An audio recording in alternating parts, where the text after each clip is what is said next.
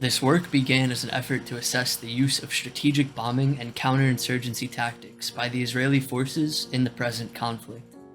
In light of the International Court of Justice holding its hearing on the application of the Convention on the Prevention and Punishment of the Crime of Genocide in the Gaza Strip between South Africa and Israel, it is imperative that we assess the strategy and tactics implemented thus far by the Israeli regime to deduce whether there is a basis to these claims.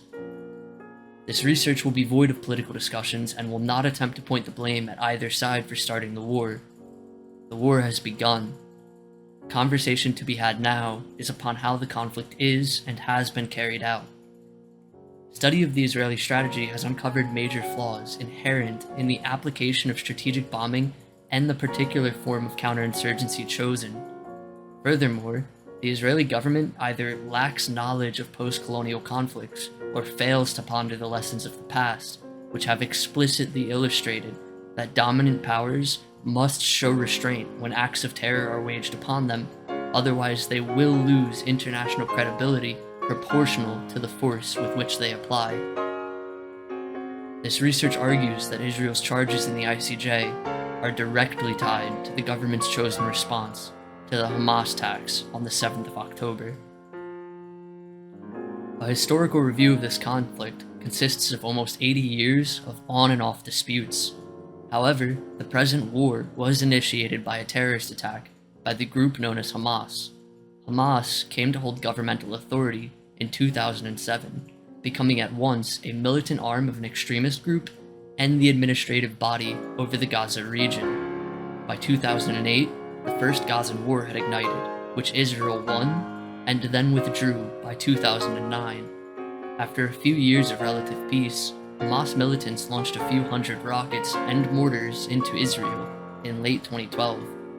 The bombardment wounded dozens and damaged property, but more importantly, caused alarm within Israel itself. This shock sparked the Operation Pillar of Defense, which began on the 14th of November and aimed to kill the military chief Ahmed Jabari. Over 8 days of conflict, the Hamas and Palestinian Islamic Jihad launched approximately 1,456 rockets. Israel responded in kind with over 1,500 airstrikes, the mobilization of over 50,000 reservists, and the deployment of forces to the Gazan border. On the 21st of November, the Egyptian Muslim Brotherhood managed to broker a ceasefire between the parties, effectively stalling the conflict. This relative peace lasted until an Egyptian revolt overthrew the Muslim Brotherhood-friendly government and replaced the regime in 2013. The Egyptian revolt came to have immense consequences for the immediate and future situation in Gaza. Importantly, the Muslim Brotherhood was the greatest supporter of the Hamas insurgents, the remnants of the group scattered across the Sinai Peninsula, the region which immediately borders the Gaza Strip, and have waged an insurgency against the Egyptian government in the decades since. Immediately, this meant Hamas no longer had access to the flow of goods and weapons through the smuggling tunnels, because now the Muslim Brotherhood needed to supply and maintain its own insurgency. In the future, this came to be a huge factor in Egypt's unwillingness to open its border and allow the Gazans to flee from the Israeli attacks. The lack of a strong supporter pressured Hamas to become more active and eventually led to them having to find a new supporter for their insurgency, namely, Iran. Following Hamas's new active nature, Israel embarked upon a new campaign of punishment titled Operation Protective Edge. On the 8th of July 2014, an air campaign which targeted the infrastructure of Gaza was launched. The air campaign was complemented by a ground incursion between the 17th of July and the 4th of August, which struggled horrifically and only managed to move a few kilometers. After the dismal display by the ground forces, the troops retreated and returned to airstrikes upon infrastructure. In total, out of a population of roughly 8 million, Israel lost 66 soldiers and 6 civilians. Palestine lost 644 combatants and 1,489 civilians out of a population of 2 million. A report by the Rand Corporation on the conflict pointed out that the controversial IDF tactics and the disparity in deaths per population led to extreme legal scrutiny and several UN inquiries into Israel's use of weapons with a wide area of effect. Understanding that the conflict was not won by Israel and would likely ignite again in the future, the Rand Corporation authors offered a few major lessons the Israeli government must learn from the conflict. First, precision firepower saves manpower and seems effective, but air power on its own cannot win wars.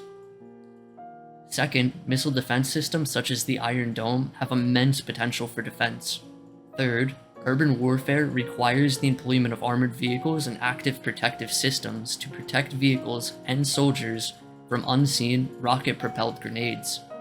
Finally, and arguably the most important point, tunnel warfare leans heavily in favor of the defender regardless of technological, tactical, or numerical superiority. For these reasons, the authors heavily suggested that Israel develop a new strategy based upon understanding their adversary, investing in armored vehicles, understanding that air power will not win conflicts, and developing a new strategy for tunnel fighting. For the purposes of our current discussion, these two operations illustrate a few major points. Namely, when Hamas attacks, Israel responds in kind.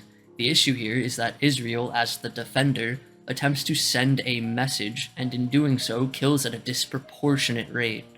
While this is a result of technological superiority and a pure disparity in the volume of firepower, this is also a consequence of the chosen strategy of the Israeli government. As an Israeli defense analyst quipped, "We want to break their bones without putting them in the hospital." The aim was not to end Hamas, but to punish them severely to dissuade future actions. As French-Algerian psychiatrist Frantz Fanon once wrote about the Algerian colonial situation, any observer with a keen eye is aware of a kind of latent discontent which, like glowing embers, constantly threatens to flare up again. On the 7th of October 2023, the conflict flared up once more when Hamas militants paraglided into an Israeli concert ground, causing chaos and managed to mount incursions into Israeli territory. This was a classic case of a terrorist attack. Why? The militants had no plans on taking territory that they would then hold. Their aim was evidently to create panic or instill terror. If they had planned on holding the territory they took or actively striking Israel proper, Hamas should have coordinated an attack from Gaza with an attack from the West Bank, as they could have then effectively attacked Tel Aviv directly. They did not do so. So the question we must ask ourselves is then why would they do it? As Israeli governmental officials have argued, the blame for the dead Palestinians lay at the feet of the militants' actions. But were they not aware Israel would respond disproportionately? The past 2 decades alone have illustrated that Israel would. A major issue in the Western world's perception of terrorism is this assumption that it is aimless or simply meant to cause fear. What terrorism has been meant to do in anti-colonial conflicts is to incite an overreaction from the quote-unquote superior power through the sudden induction of fear into a once calm atmosphere.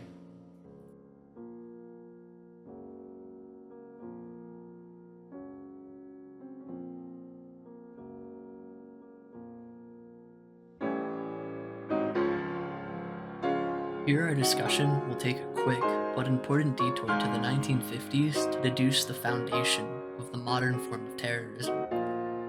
Following France's embarrassing effort during the Second World War, the nation's colonies recognized an opportunity to liberate themselves from their weak overlord. The Vietnamese won their liberty through a hard-fought conflict, and the colony of Algiers evolved into an infinitely more complex situation. During the celebration for the French liberation from Germany, titled VE Day, Algerian Muslims in the town of Sétif began their own independence demonstrations. The French colonial police opened fire and chaos ensued, after which 5 days of jihad followed that took the lives of 103 Europeans in Algeria, some of whom were heavily mutilated. The French military responded with naval and aerial bombardments, complemented by the army raking over towns for dissidents. The French claimed they only killed a little over 1,000 Algerians, while Cairo Radio claimed 45,000 were killed. European historians have since placed the number between 15 and 20,000, while Algerian historians still hold firm to the 45,000 number. Regardless, a theme which came to highlight the coming conflict emerged. When the Algerians attacked the Europeans living in Algeria, the French responded in wildly disproportionate numbers. Notice a pattern? The eventual insurgency in Algeria was led by the National Liberation Front, or the FLN, which initially attempted to wage the insurrection by only striking military and police personnel. This failed miserably. So, the FLN altered their strategy and began bombing European civilians living in Algeria. Every time they did, the French responded with collective indiscriminate punishment of Algerians. This almost immediately grabbed the attention of the international community and polarized the Algerians themselves.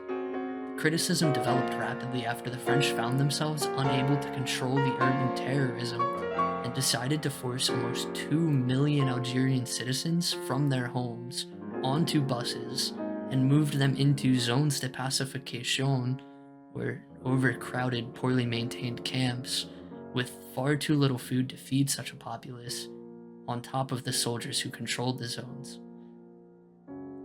Following the horrors of the Second World War, the French Jewish community was outraged by this specific decision and played an important role in protesting the French military's abuses thereafter. In all, the conflict, which lasted from 1954 to 1962, took the lives of 17,500 Frenchmen and an unknown number, somewhere between 200,000 and 1 million Algerians, of which the overwhelming majority killed were uninvolved civilians. By those numbers, one may be surprised to learn that the FLN won this war without a proper military and secured the independence of Algeria, even though the French military almost entirely defeated the insurgents. This was the first genuine case in which terrorist attacks worked by forcing the French to respond disproportionately and ignited international as well as domestic criticism of the French government. Said criticism caused the collapse of 6 different French governments during the 8-year conflict. I will refer to this here on as the terror gamble, which is a gamble because it only works if the superior force is foolish enough to accept the game. Brazilian rebel leader Carlos Marighella noted that modern terror is necessary to turn political crisis into armed conflict by performing violent actions that will force those in power to transform the political situation of the country into a military situation. Without taking this horrific step, the colonial status quo appeared doomed to remain in a quasi-permanent state of political and social apathy. To the citizens of the colonial power, these attacks appeared as if they were out of the blue, and thus, regimes were commonly allotted the power to, or even encouraged to, enact harsh repercussions. French philosopher Jean-Paul Sartre abhorred this line of events and developed an extensive critique not only of the French regimes involved, but of the obliviousness of the French citizens as well. He wrote, "We find our humanity this side of death and despair. He, referring to the colonized, finds it on the other side of torture and death. We were men at his expense. He becomes a man at ours." He continued, "If you are not a victim when the government you voted for commits genocide without hesitation or remorse, then you are undoubtedly a torturer." Sartre's writings angered many French citizens at first, but as the crimes in the Algerian War continued to pile up, the French citizens began to side with his overall argument, as was evident by the 6 fallen French governments during the short period. Nonetheless, his disdain for the obliviousness of Western citizens to the world their governments had shaped was ultimately lost to the pages of history. The disparity in power created a vast difference in the number of human lives taken in the Algerian War. However, the distinction is further expansive considering the contrasting count of soldiers killed with that of civilians killed. Again, the disproportionate response by the French was insisted to be a defensive response to barbarous and unprecedented attacks upon civilians. Franz Fanon noted the paradox in which the underdeveloped nation is somehow obliged to practice fair play even while its adversary ventures with a clear conscience into the unlimited exploration of new means of terror. simply because the colonial power controlled the narrative that its populace was fed. Algerian activist Ramdane Aban echoed his opinion in defense of the FLN's bombings of civilians, arguing that he saw hardly any difference between the girl who places a bomb in the milk bar and the French aviator who bombards a Mekta or who drops napalm on his own interdite. Thus, we arrive at the main question of the usage of terror. Why would a subjugated people use a form of violence which is guaranteed to spark harsh reprisals against their innocent friends and families? Fanon argued this point the most succinctly by insisting that doing so illustrated to the world the reality of the crimes committed. He wrote, "The Algerian people have thus decided that, until independence, French colonialism will be innocent of none of the wounds inflicted upon its body and its consciousness." It is here we return to our present discussion. Seeing as the Hamas attack on the 7th of October was neither strategically sound nor developed in a pursuit to gain and control territory within Israel proper, we can assess that the main goal was to incite panic amongst the Israeli populace and to entice the Israeli government to accept the gamble. Bait was cast. Their goal was achieved. What we must now understand is the response to the application of the terror gamble, which took the lives of just over 1,000 Israelis.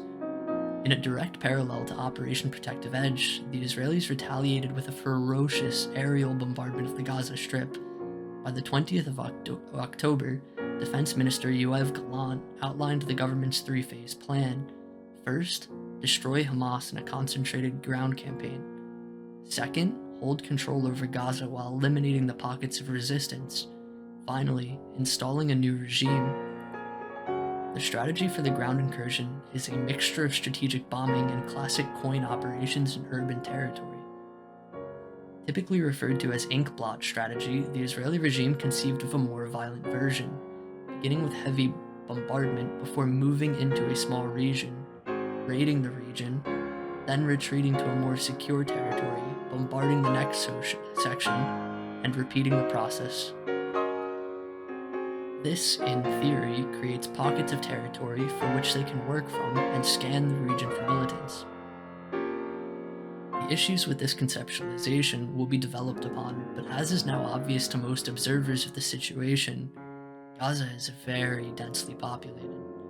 Furthermore, during this process of ink blotting, emphasis is to be placed upon gaining intelligence on the locations of the generators and ventilator systems of the tunnels under Gaza so that they can be destroyed and choke out the militants. It is important to note that the complexities of urban warfare, especially in a situation with tunnel systems, are immense. However, the concern is that Israel took the bait and outright accepted the terror gamble, likely due to their recognition that the citizens of the US and European nations are not nearly as willing to defend Israel as their forefathers were, and that this very well may be their last chance to quote-unquote solve the problem, as many political leaders have referred to this situation. Realistically, this problem cannot be solved through warfare, without committing literal atrocities. The only humane solution is to diplomatically broker a peace deal which allots sovereignty to both parties. However, the current Israeli regime has openly made it clear that they are unwilling to do so. It remains to be seen how long Netanyahu's party remains in power, or if a group which succeeds him changes their stance on the conflict at all. So, this work will assume that the current strategy is to continue, and we must then assess the application of strategic bombing and Israel's current conceptualization of Cohen tactics.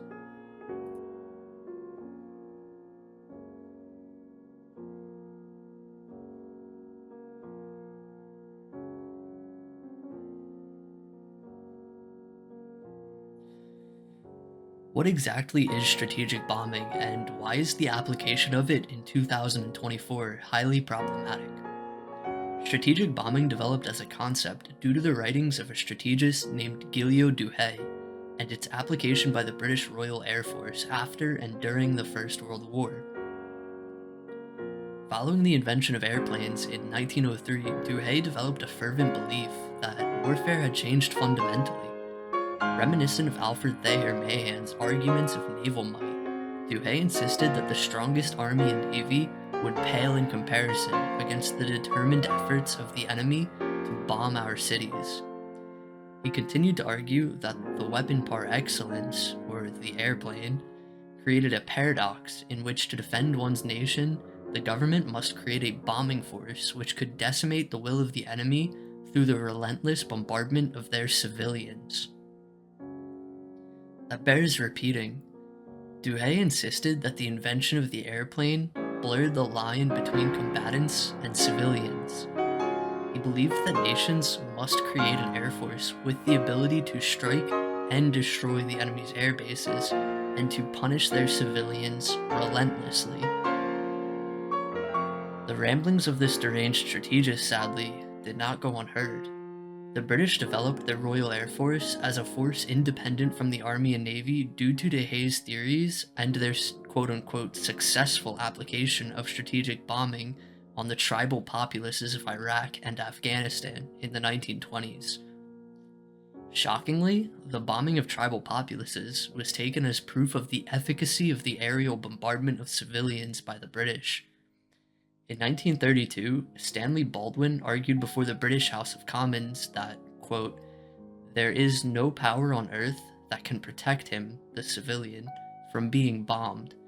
The only defense is offense, which means that you will have to kill women and children more quickly than the enemy if you want to save yourself." Not every state adopted the outright pursuit of heavy bombardment against non-combatants that the British did. Most notably, the Americans and the Germans diluted the Brits' relentless pursuit of atrocity with the strategic thoughts of Billy Mitchell and Liddell Hart. Mitchell and Hart argued that air power was a new force to be reckoned with, but would be most effective when used in unison with the Army and Navy, not as an independent force. Furthermore, Mitchell theorized the potential for bombing specific industrial centers to cripple a nation's capacity for war-making. The United States and Germany practiced this, still violent, form of strategic bombing during the Second World War. For example, the German Blitzkrieg was heavily reliant upon the complementary role of the Air Force. Thus, strategic bombing can be deviated into two true forms: punishment, the British style, and denial, or complementary and targeted airstrikes. Interestingly, the Second World War illustrated that neither of these concepts were successful in yielding surrender. The impetus for victory remained in the hands of the armed forces. Be that as it may, what they both proved was a horrific kill rate of non-combatants. Both punishment and denial proved wildly unproductive at achieving their aims. Punishment was intended to cause the civilian populace to revolt against its own government to end the war. Denial was meant to decimate the war-making capabilities of the government through the destruction of industrial centers. In the more than 30 cases of strategic bombing over the past century, neither of these aims have ever been achieved in a single one. Arguably, there are two cases in which strategic bombing influenced the outcome to a degree. Those are the atomic bombing of Hiroshima and Nagasaki, and the NATO bombing of Serbia in the 1990s. In the case of the United States and Japan, the US had already effectively won the campaign after having severed Japan from its overseas holdings, maintained a punishing embargo against imports into Japan, and decimated their navy, while a large portion of the Japanese army remained trapped in a horrific war with the Chinese. To add to that, the bombing of Hiroshima and Nagasaki culminated a severe punishment campaign on Japanese cities, which destroyed more than 40% of their 64 largest cities, including industrial regions, while taking the lives of over 800,000 civilians and displacing more than 8 million. It should be kept in mind that even some Japanese citizens, who in the current day appear to be close partners with the US, still hold latent anger against the punishment campaign, as was evident in the revolts of 1952 and 1959, but also by the modern-day popularity of animes such as Attack on Titan or One Piece, which are very open about their anti-imperialist, anti-US arguments. The NATO versus Serbia case was special as it featured a stark disparity in power and force. This was also a rare case of strategic bombing which actively avoided striking civilians, taking the lives of only 500 according to NATO, which compared to the other cases was infinitesimal. It stands to be mentioned that the agreed upon number by scholars is almost 2,000, while the Serbs claimed at least 5,000 civilians were killed. Either way, while Serbia yielded following the bombardment, the more realistic reason was fear that a ground invasion by the NATO forces was a potential in the near future, of which tiny Serbia stood a near zero chance of handling, thanks to the dissolution of the Soviet Empire, which lost them their powerful ally. In a study on the efficacy of strategic bombing, Robert Pape summarized his findings by noting that in most wars, the destruction of industry through strategic bombing rarely affects battlefield capabilities. The punishment of civilians has never driven the masses into the streets, and that the application has never achieved its aims and is thus the least effective way to use air power. Already, we have arrived at a serious problem with strategic bombing, one that Napoleon elucidated long before the advent of air power. Punishing civilians will never win a war. War is won by seeking out the enemy army and defeating it en masse, as the army is the locus of state power. Without an army, the state falls with but a push.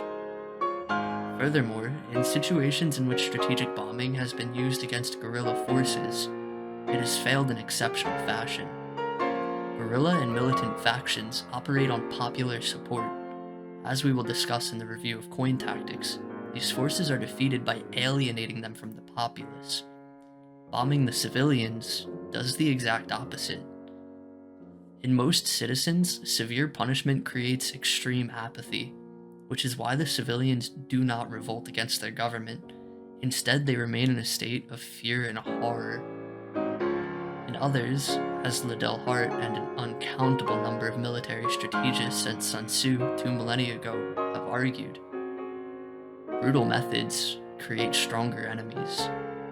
Hart wrote in 1929, "The more brutal methods, the more bitter you will make your opponents, with the natural result of hardening the resistance you are trying to overcome."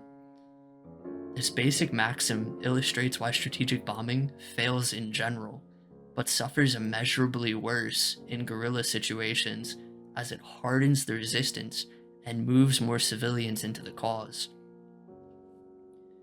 The most obvious example of the inability of punishment campaigns to produce results is found in the Allied powers' bombing of Germany during the Second World War.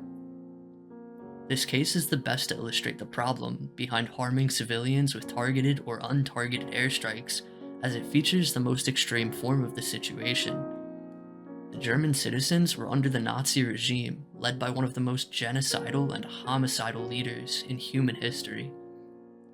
If a punishment campaign was to convince a populace to revolt against its leader, this should have been the prime example. Over the course of the war, the Allied powers destroyed roughly 40% of Germany's 70 largest cities, killing just over 300,000 civilians and causing immense damage to the major industrial centers.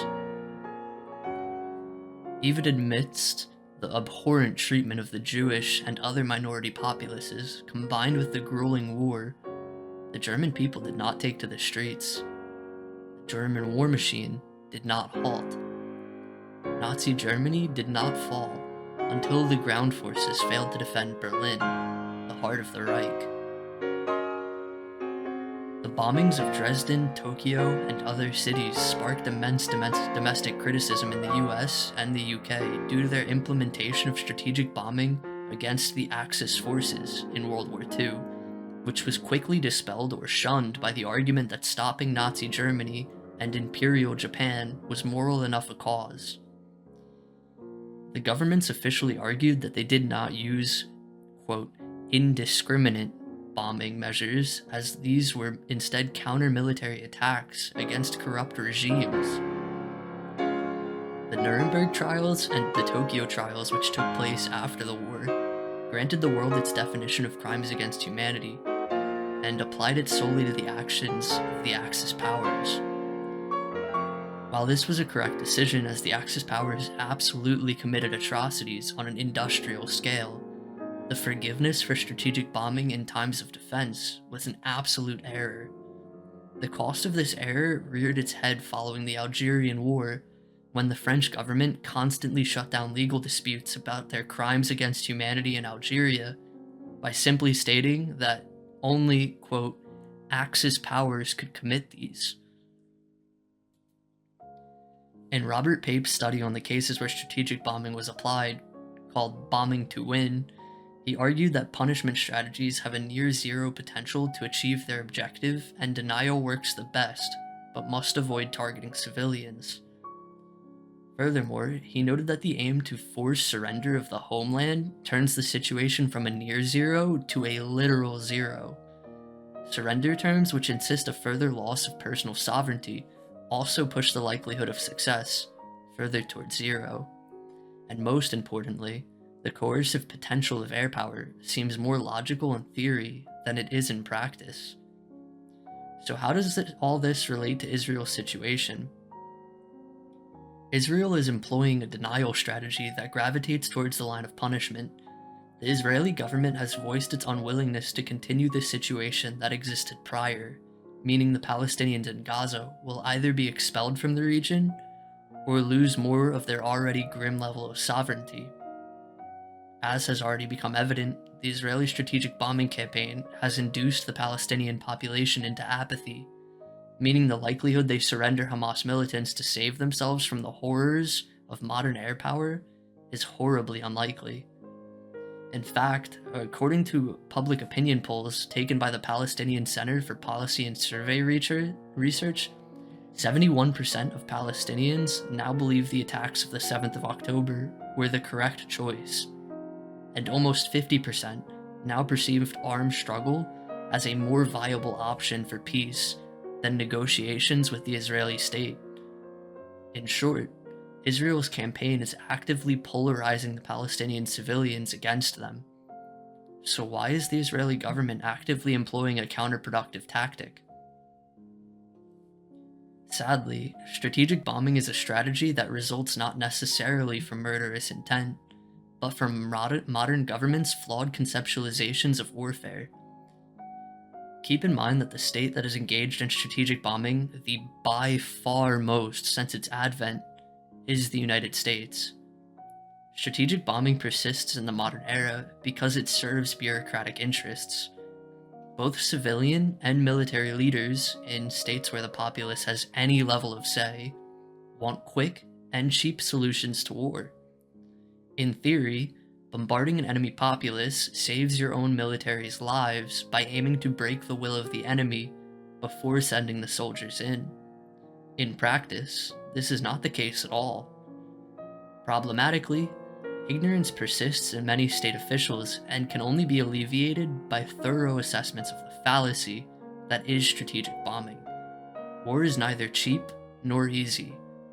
Strategist Karl von Clausewitz famously wrote, "Everything in war is very simple, but the simplest thing is difficult."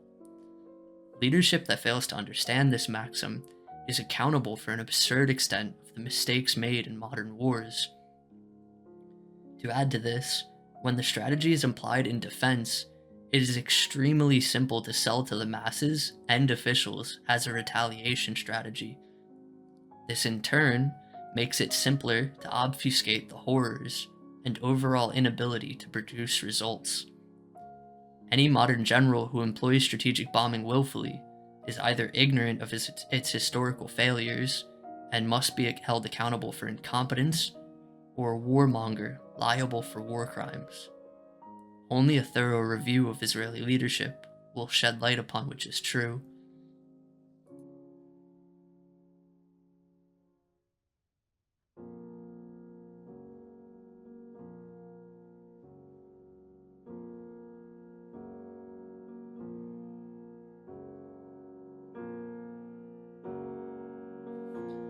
The Israeli government's use of strategic bombing not only illustrates their willful acceptance of Hamas's terror gamble, but it also complicates their professed goal of coin tactics. This application of two strategies which effectively undo each other argues in favor of sheer incompetence and ignorance amongst the leadership of Israel. How exactly does strategic bombing undo counterinsurgency operations, and what even are Cohen tactics? Cohen tactics amount to counterinsurgency operations aimed at the defeat of irregular forces, either within one's own territory or in hostile terrain. For obvious reasons, Cohen is immeasurably more difficult in hostile terrain, as the US was taught in Iraq and Afghanistan. Irregular forces consist of all forms of armed militants that are not consistent with the common form of state-run militaries, such as guerrillas or terrorist cells. In a RAND study on the cases of Cohen, Stephen Watts and his co-authors uncovered 4 ideal models for the application of counterinsurgency. The most common is the US-UK model, which seeks relative accommodation and the development of Western institutions, which tends to deviate into ineffective pursuits of state building. This model developed by the US and UK due to their distance from the insurgencies they fight, which allowed them to make concessions, combined with their massive disparity in force. The next model is the strong state repression model, where no accommodations are acceptable, and thus, the state employs indiscriminate force to convince the militants of the futility in challenging them. When a state lacks the military ability to repress, but is also unwilling to cede anything, the informal accommodation model is applied, such as is currently ongoing in Mali. Finally, there is the containment model, where the state only applies force on occasion to remind and dissuade any potential militants. Israel's typical approach has been containment, but when active conflict arises, the form moves further towards strong state repression due to their unwillingness to accommodate, mixed with the sheer disparity in military power. The authors continued to argue that the strategy employed by states is based more on their relative situation and their particular level of government inclusivity than upon rational or calculated decision. Once the general format for the Cohen strategy is applied, the ground-level tactics must also be discussed. As was mentioned previously, counterinsurgency hinges on the ability to alienate a populace from the militants. Some states, incorrectly, choose punishment to show the futility of siding with the militants. A clear example of this is the Russian treatment of the Chechen situation. However, punishment campaigns produce apathy, not action, except for in the handful of citizens who become militants out of hatred, either immediately or in the future. To this day, the region of Chechnya remains a hotbed for military groups after multiple failed independence wars against the Russians. Stephen Watts argued that in Cohen operations, the use of force must be discriminate, otherwise ordinary citizens have nothing to gain by not supporting the insurgency. One could logically assume that the growth of state power and the rapid increase in the kill power of weaponry would have benefited Cohen forces and shortened the length of insurgencies. However, like the assumption that strategic bombing would make war shorter, this presumption is also catastrophically flawed. This is because counterinsurgencies face a multitude of new problems in the post-Cold War world.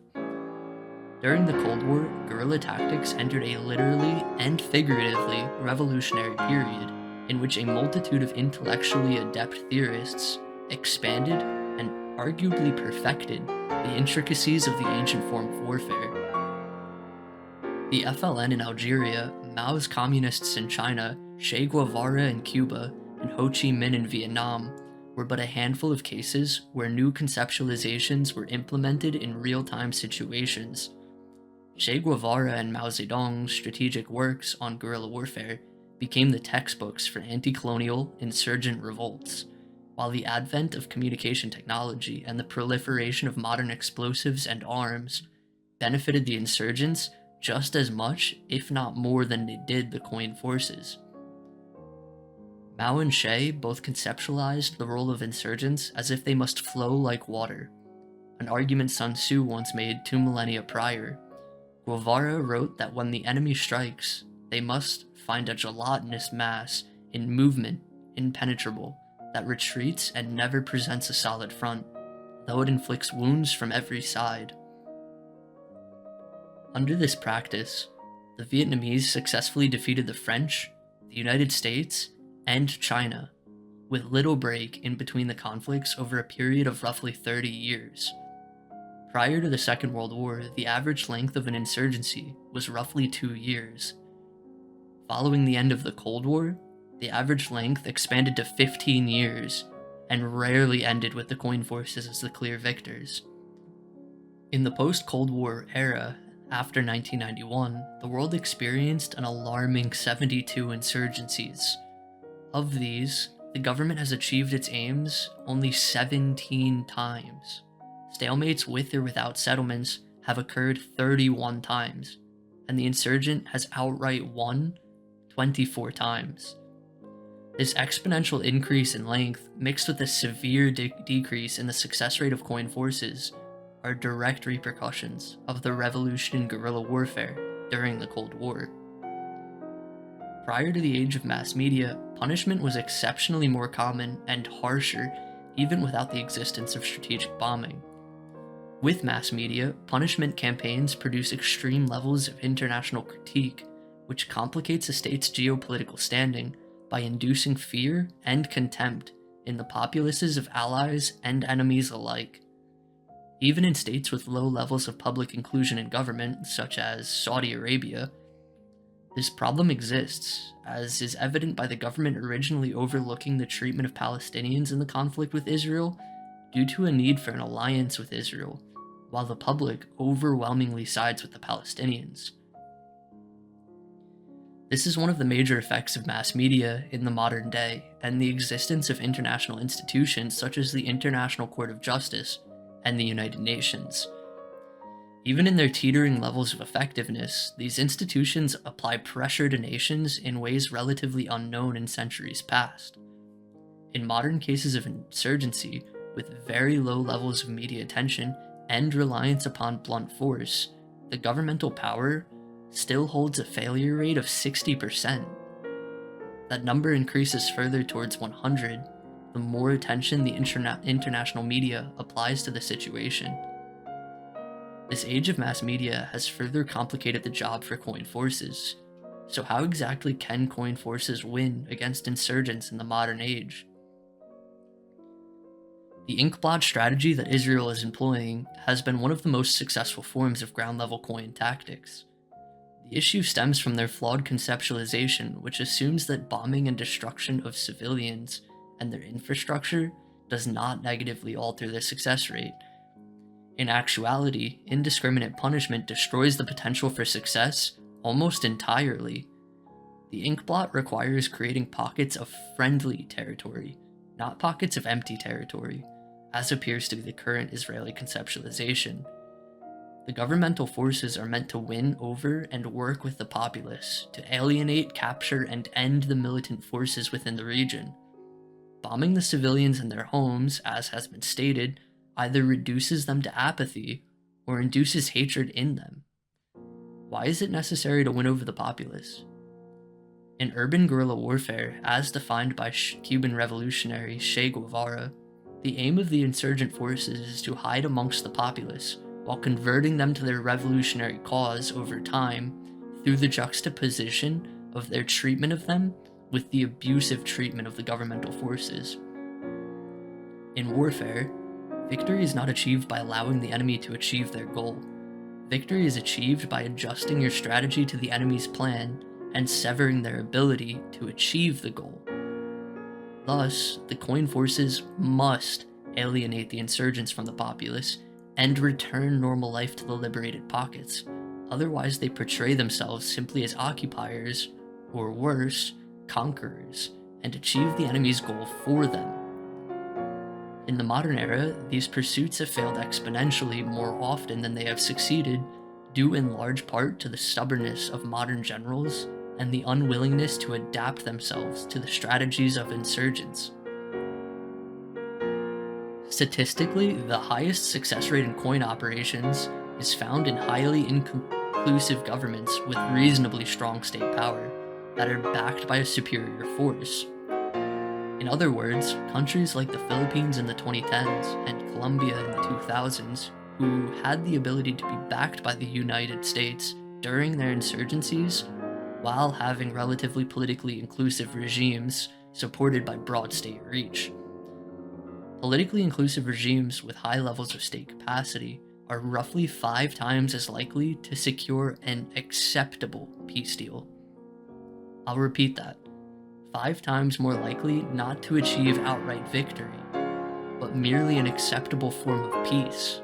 Why is that relevant here? The Israeli state is significantly less politically inclusive than either Colombia or the Philippines, especially considering the situation of the Palestinians living within the West Bank.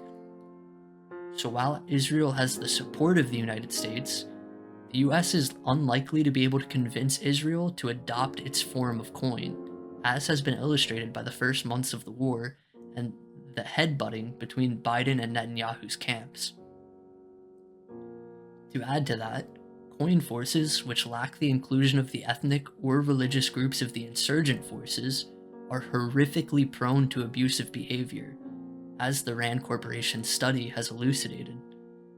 In the case of the Israeli Defense Forces, this is a huge problem, as they are primarily comprised of the Ashkenazi and Mizrahi ethnicities, and are overwhelmingly Jewish. This means that an ethnically uniform army, with low levels of discipline, such as the reservist forces of the IDF, will be prone to abuses of civilians, regardless of the orders they are given. Not only does the punishment of civilians produce apathy, but it also has a direct correlation with success rate, a negative correlation, that is. In the RAND study on Cohen operations, the authors found that in cases which featured indiscriminate mass killings, the success rate for the counterinsurgents was 0. The authors classified indiscriminate mass killings as any case which took the lives of more than 2,000 civilians in a single year. It took the Israeli bombing campaign less than a week to surpass that threshold. This is why the employment of strategic bombing during a situation which requires Cohen operations illustrates an utter ineptitude amongst the strategic thinking of Israeli leadership, as the application of said strategy directly undermines any true attempt at Cohen. This paradox again raises the question of whether Israel's leadership is merely incompetent and uninformed, or outright criminal, as is on trial.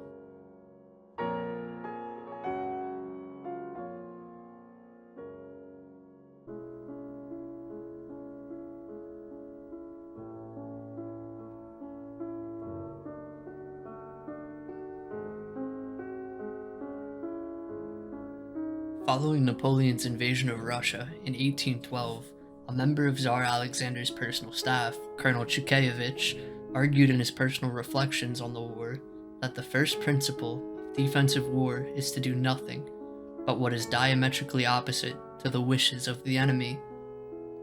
The Russians forced Napoleon's retreat from their land after losing every battle they fought against him by disproportionate numbers, simply by forcing the Frenchman to adopt himself to their strategy. That is the main maxim of defensive warfare, to force the offensive force to abide by your terms. As this research has argued, the first mistake of the Israeli strategy was their acceptance of the terror gamble following the attack on the 7th of October. One could debate until they are blue in the face the validity behind the response to a terror attack of such proportions, but history itself has disproven the efficacy of emotional punishment campaigns. The reality is that Hamas wanted Israel to retaliate harshly, and Israel did, breaking one of the most important maxims of warfare. Another issue arises from the outline of Israel's strategic response following the October attack. Namely, they are employing the exact same strategy which failed to yield victory in Operation Protective Edge in 2014, merely with an added ferociousness. Fighting the last war has been, and sadly continues to be, the most common error amongst generals throughout human history. Whether out of laziness or a simple lack of innovation, generals tend to assume that the tactics and strategies of the most recent conflicts can just continue to be used. Strategist Liddell Hart paraphrased this best while writing on the generals of the First World War. He wrote that instead of applying intelligence, they have chosen to batter their heads against the nearest wall.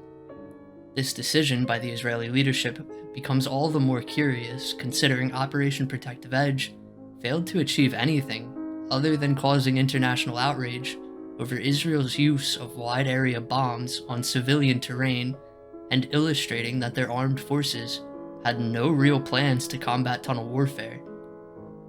Operation Protective Edge had an infinitesimal death toll compared to the current conflict, and thus, it should come as no surprise that the Israeli regime is facing extensive critique from an ever-growing portion of the world's nations.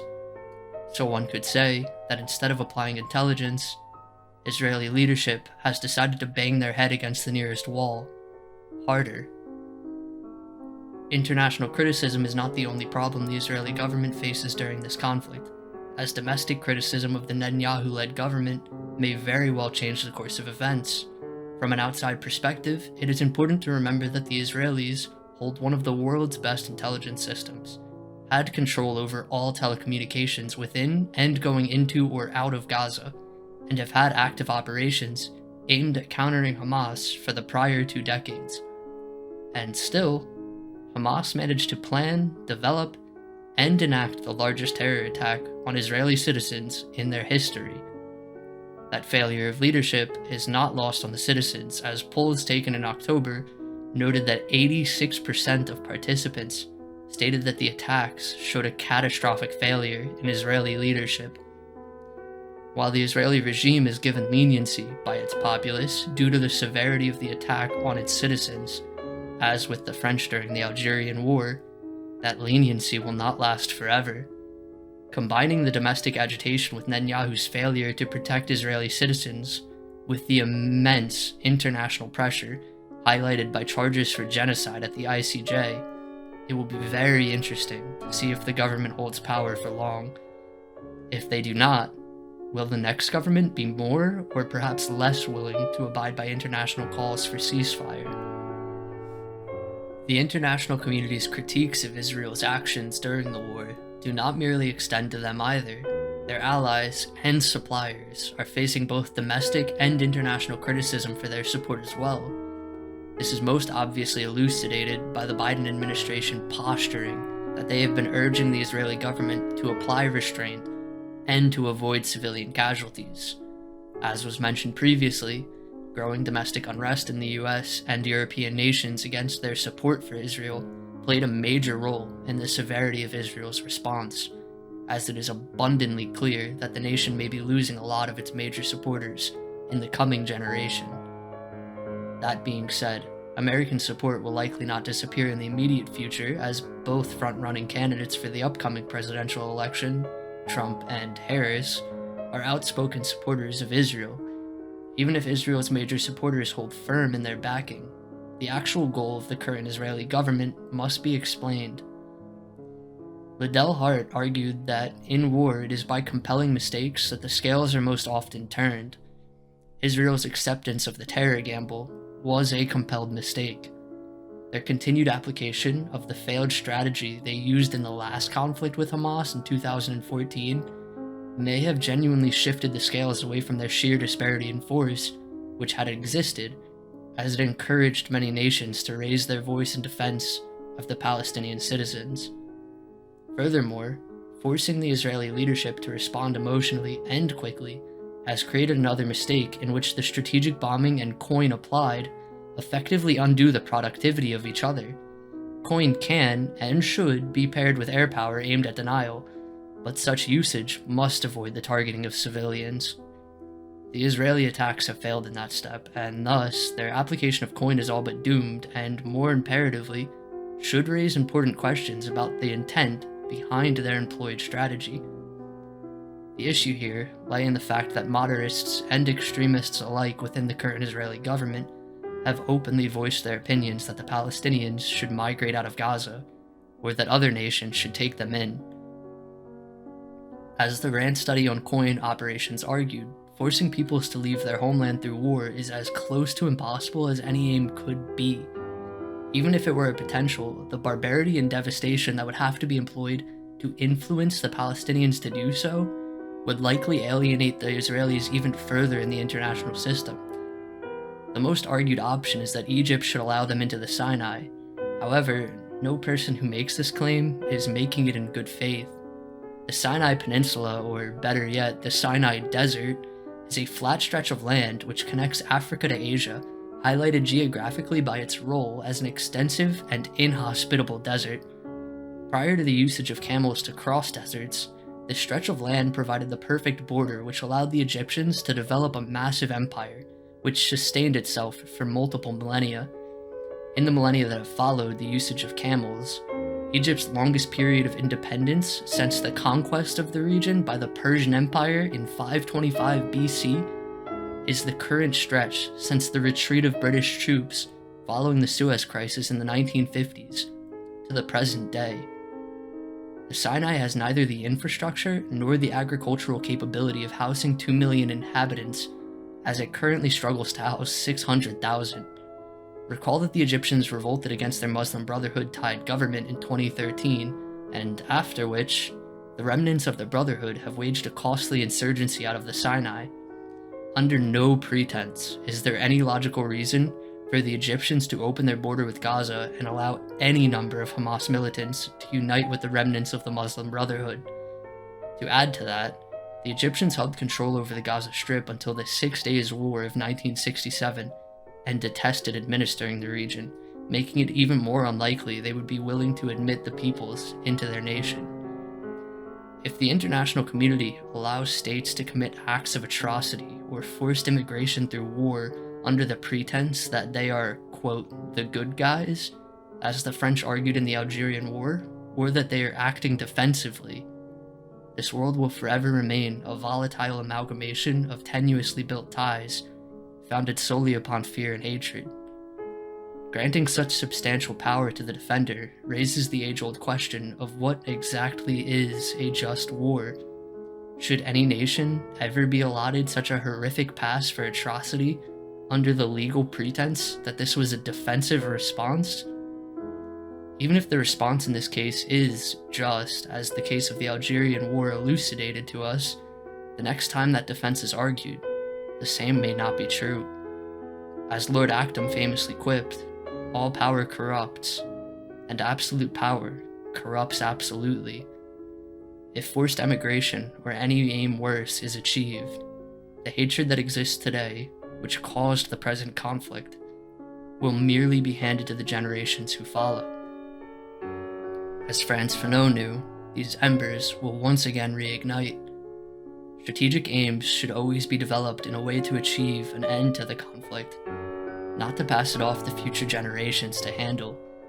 A proper strategy must be aimed at seizing an advantageous victory. Even if the Palestinians choose to surrender Hamas, cede peace, and emigrate from Gaza, the conflict will merely return in the future. If they are expelled to the Sinai, that conflict will erupt sooner rather than later. If the Israeli regime seizes victory following its current strategies and aims, this will go down in history as yet another example of the Pyrrhic fallacy, as they become a pariah of the international system. Leadership must be taught that victory is not always achieved by defeating your enemy in war, but through the employment of active diplomacy, a maxim that even the most warlike peoples have understood, and yet modern man appears to have forgotten.